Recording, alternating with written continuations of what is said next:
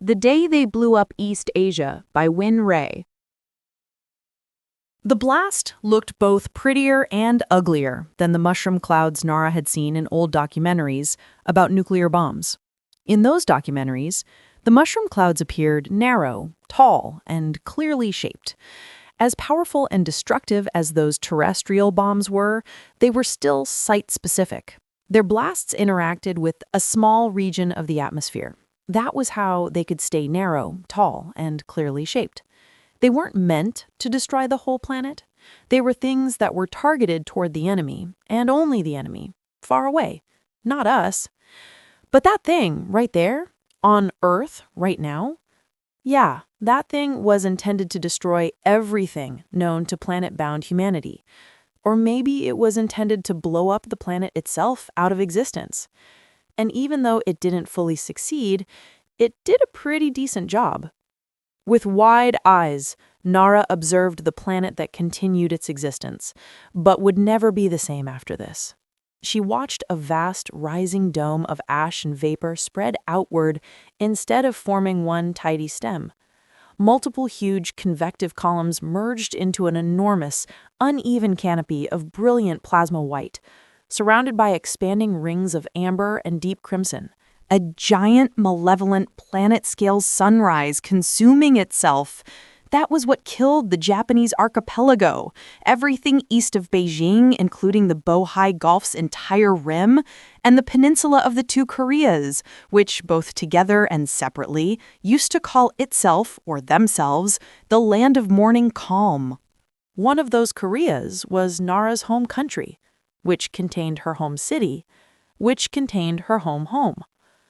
Yet what crossed her mind at that moment wasn't a sense of pure despair. If she were the type of person to be quick to mourn, she wouldn't be here on Space Station 7, otherwise known as SSS.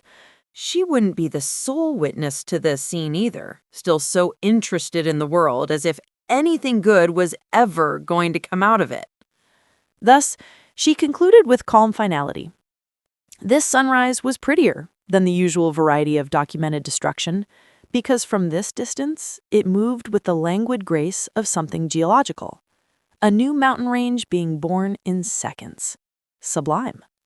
At the same time, it was uglier because nothing about it was contained or finished. It sprawled and metastasized. It was an open wound that would take hours to stop spreading. Because of this openness, it was at least honest in a way, but it still resembled her own cancer cells too much. The explosion multiplied, each convection current spawning new ones, the whole system feeding on itself in grotesque proliferation.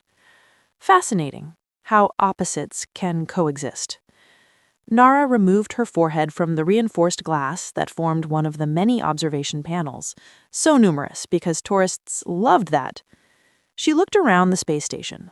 Nothing was shaking. Neither had her eardrums been harmed through unbearable noise. Nara didn't know much about physics or naval engineering, but she knew that sound couldn't travel through space. Even a continent-scale blast didn't physically jolt an object in orbit. And she doubted that the debris from an Earth surface-level event could reach orbital altitude. Even if it could, if it had, the station's automatic collision avoidance feature would have fired thrusters. She would have felt that. She hadn't. But what she did feel was that her eyes hurt.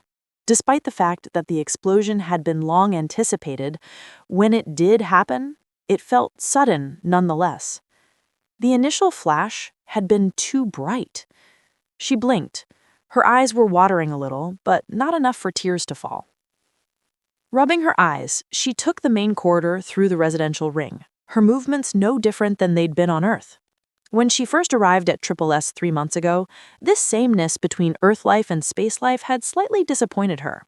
But as things had turned out, if the case had been any different, she might have died from stress first, before dying from cancer. Because Earth versus space living hadn't been the only aspect of her life in flux. The continental coalitions had been escalating their provocations for many months before Nara arrived at the station. She almost hadn't made it here, Twice, her launch was scrubbed due to debris fields from destroyed satellites. But the philanthropist billionaire sponsoring her trip, it had initially been intended as a trip, not a permanent residence on Triple S, he fought to keep her launch on schedule. Terminal cancer patient fulfills dying wish thanks to Regen Cosmetic Technologies. Fair age reversal for everyone. Each word of that headline capitalized. That was the press coverage that the billionaire wanted. He thought, with such an exciting level of good vibes, he could compete with the war footage. In a different era, people would have called him greedy and disgusting for caring so much about money when war coverage was so much more important. There would have been religious leaders and conservative lawmakers criticizing him for mocking God and whatnot, for attempting to semi-immortalize humans. But in this era, they called him cute and idealistic. The dude actually thought that anyone still worried about cellular age markers, as if it was a joy to live semi-eternally, on a planet where pretty soon there weren't going to be any continents left to live on. She wondered if he was still alive, the CEO of Regen Cosmetic Technologies. He seemed like a nice guy. They'd shaken hands and had their pictures taken and all that 3 months ago when she was launched from Earth. Now, he might have disintegrated so thoroughly that calling it death felt offensive.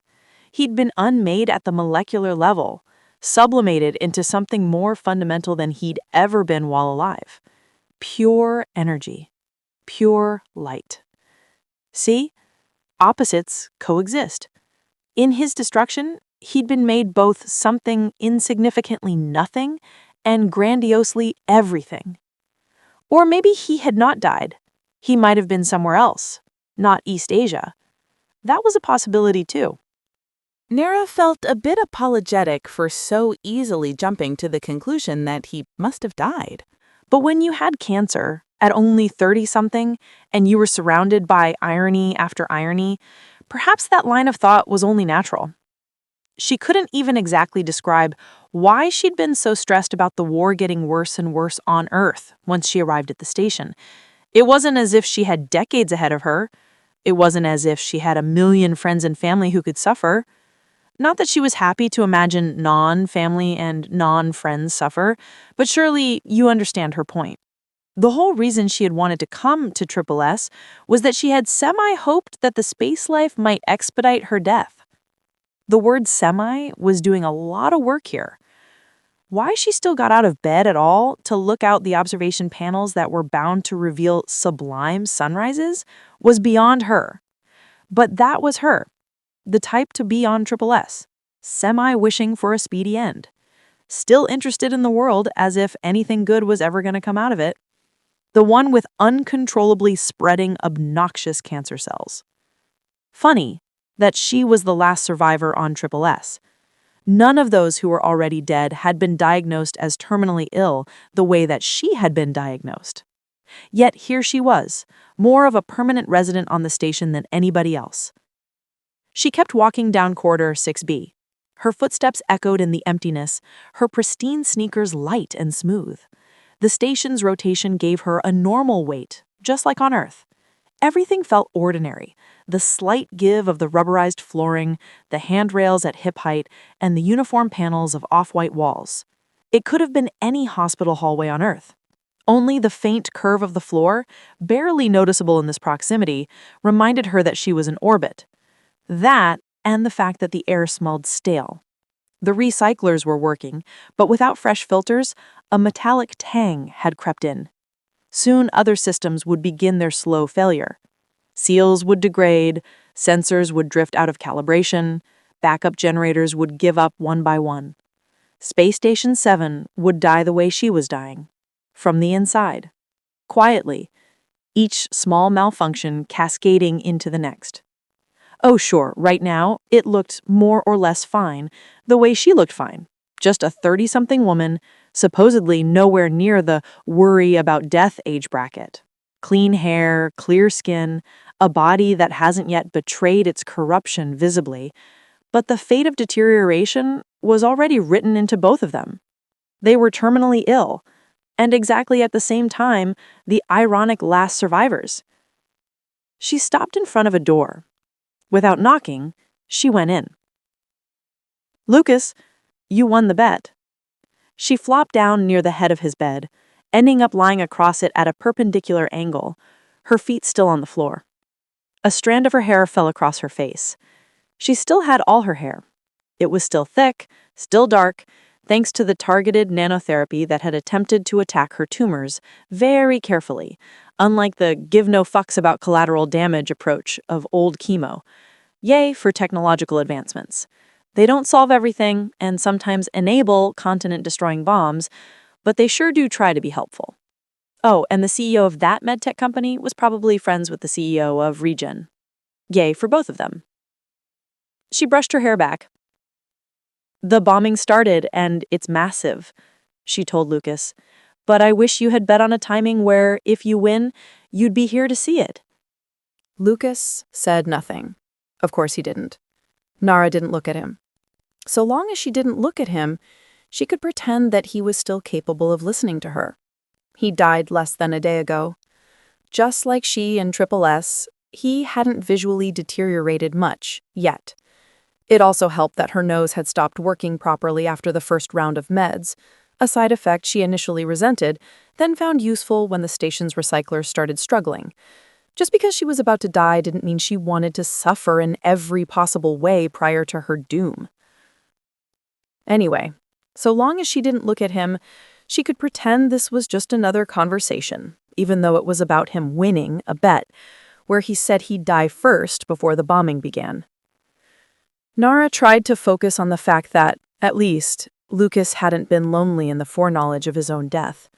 Somehow, she had left Earth and brought herself to this station where no one was terminally ill, but everyone was bound to die. Just after she arrived, their fate had become evident. Food wasn't the problem.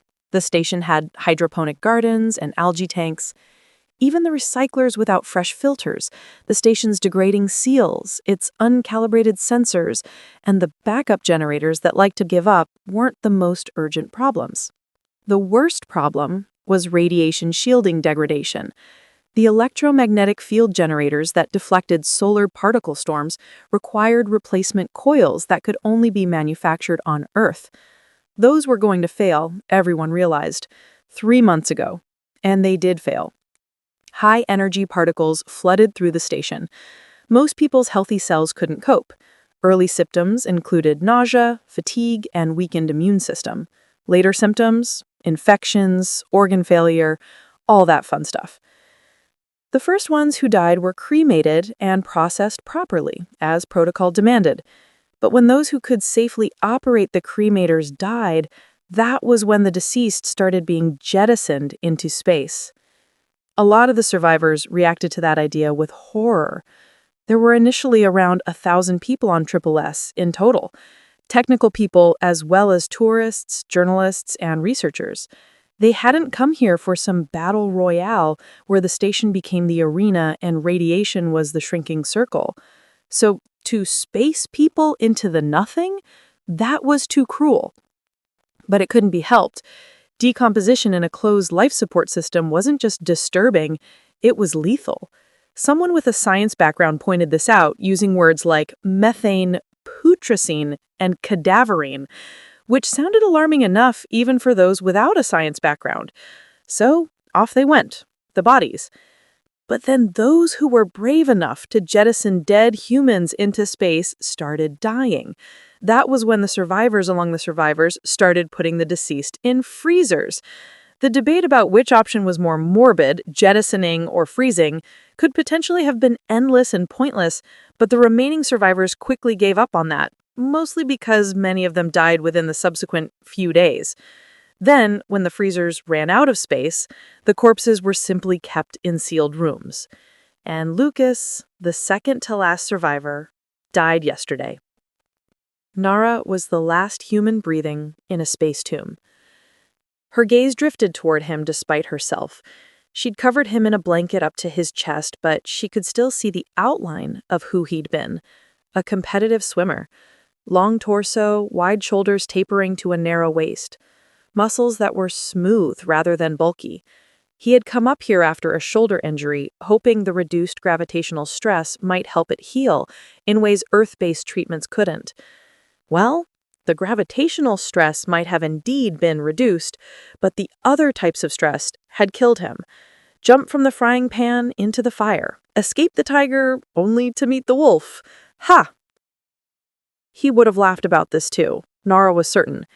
He had found her whole regen sponsorship situation hilarious. "They're a regenerative medicine company," he said, grinning, "and they sent up someone whose cells won't stop regenerating. I think saying cosmic joke isn't cliché in this situation." Nara smiled. Some people would think that talking to the dead was morbid, especially if the body was in its early decomposition stages right next to you. But what was actually morbid was to look away from someone just because they were close to death. She remembered how people on Earth had treated her after her diagnosis. So young, they'd said, implying that she carried some invisible curse, bad karma, bad genes, bad choices. She had broken the unspoken rule of invincible youth. A contaminated being, contagious. That's what they saw when they looked at her. And yet, all those hushed, careful tones, so fake. Such a lie. She wasn't going to do that to Lucas. Then her stomach growled. She sat up. It was absurd, but she was ravenous. Her stomach was so loud. It would have been embarrassing if Lucas had been alive. Clearly, her body hadn't gotten the memo about the apocalypse. Well, it had never been great at receiving memos of any kind. Cells ignoring the social contract, doing whatever they want. That was her specialty, wasn't it? She pushed herself up from the bed, shaking her head at herself. Hunger in a mausoleum. Lucas would have liked this. Would have, but couldn't anymore. So, alone, she brought herself to the hydroponic garden that still smelled like life. Between the rows of lettuce, under the purple-white grow lights, she pulled a fist-sized tomato off its vine. She bit into it. Juice ran down her chin. She didn't bother wiping it away. The tomato felt warm from the lights and tasted aggressively alive. This was nice. Lucas would have liked this. The history professor from the University of Vienna, who died 7 weeks ago and was jettisoned into space, would have liked this. Mr. Benson, the janitor who died 3 weeks ago, who still lived in a freezer, would have liked this. A chime interrupted her fourth bite. She froze. The sound had come from the wall-mounted communication panel near the irrigation controls. The screen was glowing blue, which meant an incoming call. From Earth. She frowned. She thought that all the communication satellites had been destroyed. The chime sounded again. Nara swallowed the rest of her tomato and walked over to the panel. She pressed accept. The screen resolved into a face she recognized. "Nara," the man said. It was the CEO of Regen Cosmetic Technologies. Andre. She hadn't known they were on a first-name basis, but this was Doomday and she could roll with it. "Thank God you're alive," Andre, the CEO, said. "So are you. Are you on Earth?" I am. Luckily not in East Asia." "Evidently." He laughed nervously. He looked terrible. Which was unusual. For a man in his 60s, he always looked polished and excited in all the promotional materials. But today wasn't promotion day, clearly. His collared shirt wasn't covered in blood or anything like that, but it had that distinctive quality of clothing that had been worn for too long. It looked sweat-soaked. His hair looked greasy. Behind him, she could see a wall of concrete. No sign of any sunlight. Him being a billionaire and all, it was possible that he was in his private bunker. Also possible, him having a communication satellite undisclosed to the masses. He said, "So, about the station, is anyone else? It's just me now." His face did something complicated. Relief, horror, the instinct to laugh it off, make it all go away. I just wanted to," he started. Nara waited. She waited some more. "I am sorry about what happened with your home country. I wanted to check on you." Silence. "Oh," Nara said. She'd expected him to elaborate much more and quickly, too, because it would be a lie if she said she'd never been influenced by the stereotypical imagery of one-dimensional, greedy medtech CEOs. She'd expected some speech about brand resilience in crisis, or some rehearsed pivot to damage control, or a monologue about what her journey represented for the future of longevity research, even as the world ended. But what he said next was simply this. "I am sorry." Nara said, "It's not your fault they nuked East Asia." "No, but I sent you up there. You were supposed to have this experience, come back down, and I always considered it a possibility that I might never go home alive." Oh. Now it was Andre's turn to wait for an elaboration. Maybe he had been influenced by the stereotypical imagery of cancer patients wanting to prolong their lives at all costs. "I don't resent you, Andre," Nara said eventually. Something like amusement flickered on his face. "I don't resent you either for implying that I'd expect you to resent me," he said. They smiled. They might have met as the sponsor and sponsee of a marketing campaign, the dying woman as billboard, billionaire buying good PR with her suffering. But now, barely an hour after the first continental detonation, here they were, two people who had outlasted their own context. "How are you feeling?" Andre asked. "Physically, I mean." "I'm fine," Nara said. "Tired, but fine. Better than I expected, actually." "That's good." "Yeah. I thought the radiation would have gotten me by now, or the cancer would have accelerated, or, I don't know, something." He nodded. "Is the medical bay still functional?" "Probably. I haven't checked in a while." "Oh, Nara." Andre made a face that was almost paternal, like she'd forgotten to eat vegetables. Nara laughed. He shook his head. He collected himself, removing the paternal exasperation. The man knew the boundaries of his role in her story, what their brief professional arrangement allowed and did not allow. He was a decent person. "I wish you'd take good care of yourself," he said. "We're working on getting you out of there. I'm personally going to figure it out, somehow. You can stay with me until. He was much too decent to say, until the war is over. It might never be over. If it was going to be over, that might mean that everything else, too, was going to be over. Nara said, "That's kind of you, but please don't waste resources on me." "Waste? How?" "Honestly, Andre, it's okay. I was already dying before I got here. Focus on the people who weren't." Andre opened his mouth. The screen went white. Not flickered, white. Pure, absolute white. At the same time, light flooded through the observation windows in the garden. The sublime sunrise, again. Some other continent had vanished just now. Quickly, Nara glanced at the screen once more. It was black. Dead. Tears came to her eyes. Was Andre dead? The garden was silent except for her own breathing. He might have been vaporized, and here she was, breathing. Tears fell down her face. This was entirely different from people slowly dying, from herself slowly dying. She'd been talking to this man only seconds ago. This fool of an idealist who thought mid-war was a good time to launch a marketing campaign for goddamn age reversal? Equality for everyone, the right to last longer in a dying world. She wept the way the explosion had spread. Uncontained, without structure, just spreading and spreading. Sprawling and metastasizing. What a grotesque productivity. He might be alive, though. She forced herself to look up and breathe. Outside, the after effects of the sunrise were subsiding. "Remember, you jumped to his death earlier, but he was alive. It could be like that, again." A few more times, her sobs continued to split. 1 to 2, 2 to 4. But she pressed her palms against her eyes. "Stop!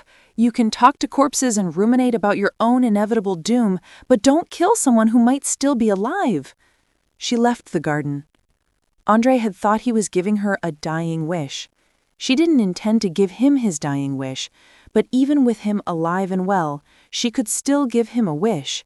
No adjective attached, just a wish.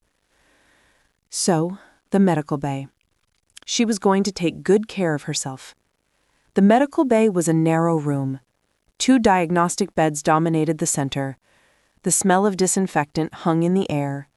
The counter still had stains of substances that Nara didn't know the name of, stains from when they'd tried to treat the first radiation cases, but mostly the bay was white and clean. People had fought hard to save other people here. Then they'd cleaned up, because sometimes hygiene was all you had left. It was a small gesture of, I couldn't save them and myself, but I won't make it worse for you. Nara prepped the blood draw. She'd done this dozens of times on her own. Tourniquet, alcohol swab, needle. Then she put the sample in the chemistry analyzer. While the machine did its job of analysis, she performed the next part of her job of stepping into the diagnostic scanner, positioning herself according to the floor markings. Image my major organs, track tumor progressions, tell me how aggressively my cells are misbehaving, even though we all know there's not going to be any new news. The scanner finished first, going silent after 3 minutes of humming. Nara remained in position, waiting for the beep that meant results were ready. Finally, it beeped completion. She stepped out, pulled up the imaging, ready to confirm what she already knew. No, this wasn't what she knew. She frowned at the screen, zooming in. Another beep came, this time from the chemistry analyzer. She rushed toward it. A smaller screen attached there declared, tumor marker levels, stable. Cell proliferation index, minimal. Nara breathed shallowly. This didn't make any sense. No new metastases, no new divisions, no new killing through spreading? Radiation. The thought came slowly. Radiation for cancer treatment, that idea itself was nothing new. The goal was to damage the DNA of tumor cells, her doctor on Earth had told her once upon a time. That way, the cell's ability to multiply could be limited. But radiation in outer space, what she'd been exposed to along with everyone else on Triple S, hadn't been precisely targeted radiation therapy. That was why everyone else was dead. Constant and chronic radiation coming from all directions, cosmic rays, solar particles, high-energy protons, whatever. Combine that with the microgravity environment. Also, the fact that, unlike the others, Nara had received experimental radiation treatments before, which might have led to some kind of hitherto unknown cellular adaptation. Could it be that the combination of all these factors had changed how her cells led their existence? No one had studied long-term cancer progression in space because why would they, and how could they? Most terminal patients didn't go to space, and most researchers didn't want to stay in an unshielded environment, understandably. Nara was probably the first person ever to experience what 3 months of cosmic radiation did in microgravity. She was an experiment with a sample size of 1. Useless as data, but utterly conclusive for the only subject who needed a conclusion. A conclusion in the form of a pause button. Terminal cancer patient fulfills dying wish thanks to Regen Cosmetic Technologies. Fair age reversal for everyone. Yes, Andre. Well, I don't think this counts as age reversal exactly, but what I mean is, yes, you may capitalize each and every word making up that headline. You deserve it. Whatever is happening here, it's definitely capitalization material. Totally. Nara wandered out of the medical bay. That room didn't have observation panels, but out here, she gazed down at the earth. While she was keeping herself busy, the Atlantic coast had vanished. From Miami to Boston. Gone. The plasma dome was collapsing now, slow and poisonous. And there, a fresh sunrise erupted over Europe, terribly elegant. The canopy expanding. So bright. Nara blinked. Her eyes watered, but she kept them open. She pressed her forehead against the glass. That right there wasn't going to be the last planet-scale sunrise. More were going to come, consuming themselves. And now that her cells were on pause, she had enough time to see all of them go, both pretty and ugly. Then she was going to tell Lucas all about that earthly experiment down there, which had no control group at all, before he too went away, while she faced her own unexpected continuation. For how long? Until the station died, or until Andre got her out of here, if he was alive, or until her cells decided to resume their uncontrollable proliferation once more. Who knows? That was a possibility. But until then, she would pause, along with her cells, as the winner of a cruel lottery where the things that had killed everyone else happened to keep her alive for now. She would watch.